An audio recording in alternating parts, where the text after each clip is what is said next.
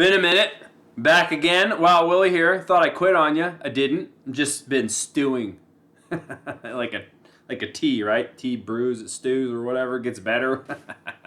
I don't know about that. Anyways, we're here to tell you the reality and purpose of life. Okay. So this is I talk a lot on this channel about the difference between the conceptual realm and the experiential realm, mentality, materiality, anything that's in the conceptual, that's in the mental realm of life, that points to real life. It is not real life, it points to real life. When I talk about anything on here that's not pointing to truths directly, pointing to real life in the conceptual, then it belongs belongs to the mental realm, the conceptual realm. Now, what I'm about to talk about today, it belongs in this realm, but we use the contents of this realm as tools, as models for ourselves to try to be better in the material realm, in the experiential realm. See? So they have a purpose. It has a purpose. Okay, so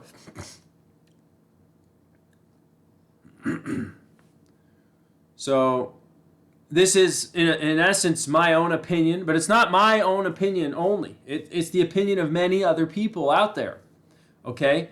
Because the human experience is such that as we grow and we experience and encounter all these things, a lot of them are the same things. I've experienced a lot of the same things that you have experienced. I've experienced loss. I've experienced joy. I've experienced losing a loved one. I've experienced, not getting what I wanted. I've experienced getting what I wanted. It's the same as everybody else. We all have the same experiences. So it's only logical that we will develop the same conclusions after arriving at these same experiences. And humanity as a whole, as we all evolve and as we all continue to change, the narrative continues to change also. Now, there's specific narratives that are constant and that are there, and they are there, and they're not really changing, but they're pointing to the same material phenomena. They're pointing to the same realities, you see?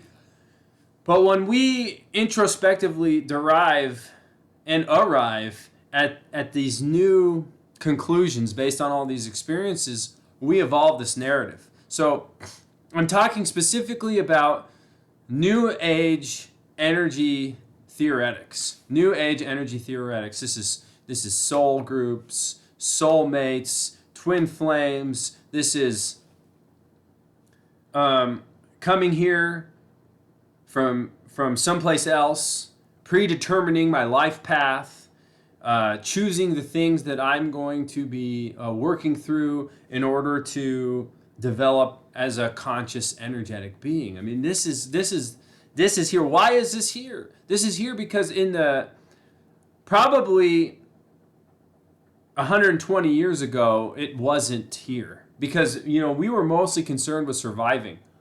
And as we built up a world that allowed us to survive easily in the developed world, we had all this time to, basically attain enlightenment and seek out all these new experiences and gain all these different types of experiences. And, like my mom grew up without electricity, like in a town of 20 people. She didn't have electricity until she was 11. There's kids now, they grow up, they've never known a time before the internet. I mean, when I grew up, the internet didn't exist, cell phones didn't exist, and then I saw the birthing of those two things, right? So we see that whatever we create in the material world and whatever is created in the material world, it has an effect on our mentality. All right? So but we're going to look at this energetic reality, right? Energy theoretics. I don't know, New Age energetic theoretics. Now, I'm drinking bubble water. So,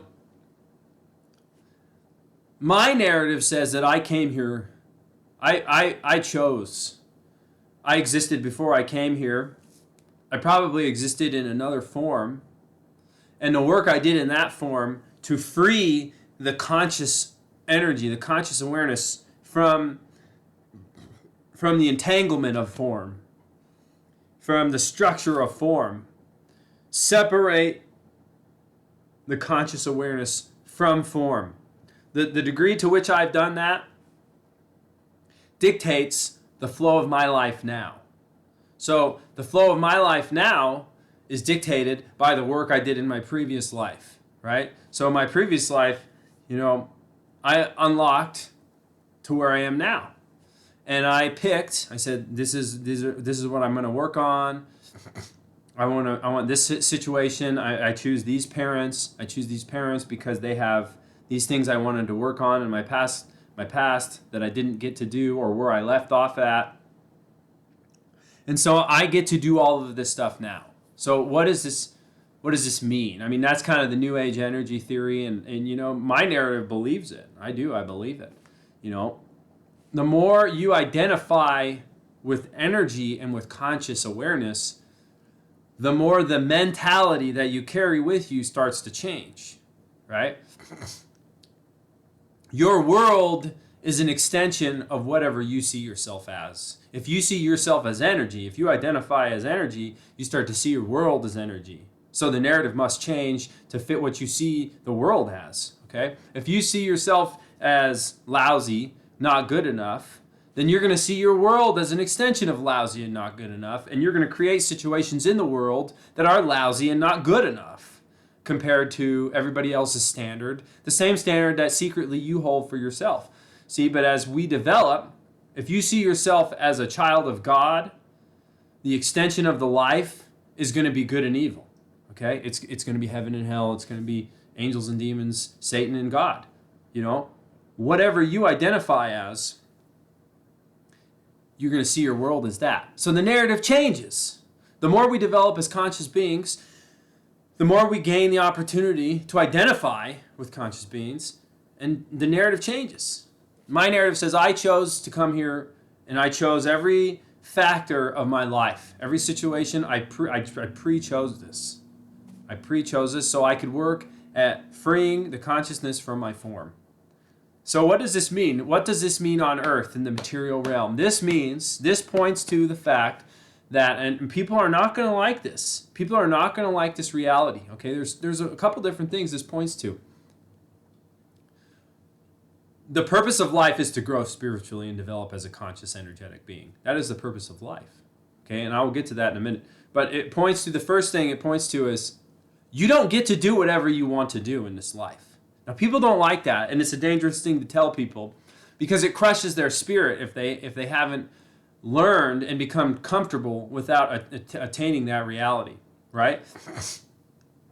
But that's the first thing that it points to, and it's really important that we understand that, because you don't. You don't get to. You get to do what you picked. You get to do what was pre-planned for you to grow in the highest potential that you have to grow in, to achieve the highest dimension of growth that you can achieve on this life. That's what you get to do. You get to live through the circumstances that you pick that are going to give you the highest level of growth. Because life is not about seeking self-satisfaction. Because if we go through life seeking self-satisfaction, we're always going to be seeking. We're never going to be arriving. We're always going to be seeking. We're going to be seeking this one object, and this object, and this object, and this object, because eventually at a certain point, the object is not going to give you satisfaction anymore, so you're going to have to find a different object. You're going to have to find a different object. All the rules with all the objects are exactly the same. Feelings are not satisfactory. Ultimately, they're not, because they're impermanent, and that is the material law that governs all feelings, is that they're impermanent. So therefore, and also, too, feelings belong to form. Feelings belong to form. You cannot master feelings without consciousness. You cannot master feelings without consciousness. You cannot master this body without consciousness. So if you're unconsciously seeking out feelings and objects that give you self-satisfaction, you're not going to ever achieve it. You're not going to achieve mastery. Now, if you are doing that, because in your spiritual growth, that is the level that you are at. And you're going to do that until you attain the realization that mastering or seeking satisfaction from feelings is unsatisfactory. And then when you attain that realization, you're going to step away from that and you're going to move on to the next phase. You see what I'm saying? So in the New Age world, I don't know if this is necessarily in the New Age world. In Buddhism, they call them high material planes.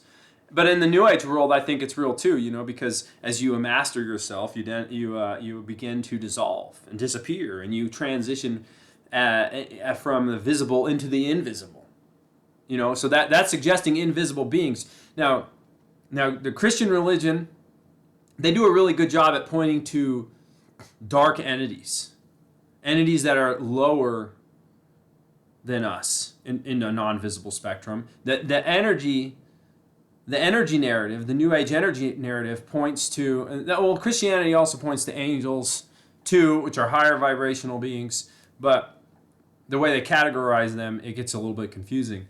But the New Age religion points to, your angels as somebody that helps you, your soul group, your soul family, meaning that, that's on the level of the real, but they're suggesting there's a beyond. Okay, so the beyond points to the higher end, right? The higher end. So in Buddhism, they call it high material planes. So you can become a high material being, right? You can do certain things. In the Mormon religion, the Mormons believe that angels and Jesus Christ and the God came and they showed Joseph Smith plates, these secret records that were left out of the Bible and all this stuff. They were non-visible beings. They came from a different dimension to help. They gave people a teaching to better their lives so they could ascend to a higher material plane.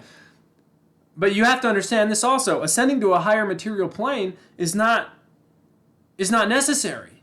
It's not necessary. Maybe it's a step in your journey. Maybe that's the step in your journey that you're taking, that you're going on, that you're at, until you realize, I don't need this. But you don't need that, because a high material plane is just it's wonderful. It's self-satisfying. It's pleasant. It's ultimate pleasantness, right? But life isn't about self-satisfaction. It's about freeing the consciousness from the form and returning the consciousness back to source energy, right? So it's about being aware of what comes and what goes. It's about de-identifying from this physical material structure and everything that goes along with this physical and material structure and the mentality that goes along with that. We use these as tools to better ourselves in the material world, to understand more how to be better, right? It's just part of growth. It's part of life. But we are never those things. That's where the Buddha says, attachment to religious beliefs, rites, and rituals is a fetter. It's a fetter because it's attachment to the mentality. You see, we don't need that. But the work that I did in my previous life is affected where I am now, and the work that I'm going to do in this life is going to affect where I go. So, not where I go, but the collective consciousness that is embodying this body, right? That is inhabiting this body. And then when I die and everybody in my generation dies, the people that come again, they're going to have a different narrative to work through because of the work that I did and all the people that are living now, the work they did, they're going to have a different narrative. See, we're evolving collectively, consciously together, you see, because we're all one. It's source energy. We are all source energy. We come from the source of life, and we exist in these bodies, but then it gets tangled up in the identification with the form, and the form says, well, I am will, and this is who I am, and everything that is in my head that points to who I think I am and who I want to be is who I am. And beyond that, there's personality, and my personality and my behavioral patterns is governed by astrological forces, celestial forces, conditional forces. And then there's that. But if you go beyond that, I am thoughts and I am a body, and a body contains feelings and sensations, and feelings and sensations is made up of energy. So I'm energy. But even beyond energy, it's No, I am light looking at. I am light looking at everything. I am the light shining on this. And when this goes away, I'm still light and I'm still looking until I return to the source. I don't know. Enjoy until next time. Got some good stuff in the works, writing things, typing them. We're going to read them, memorize them.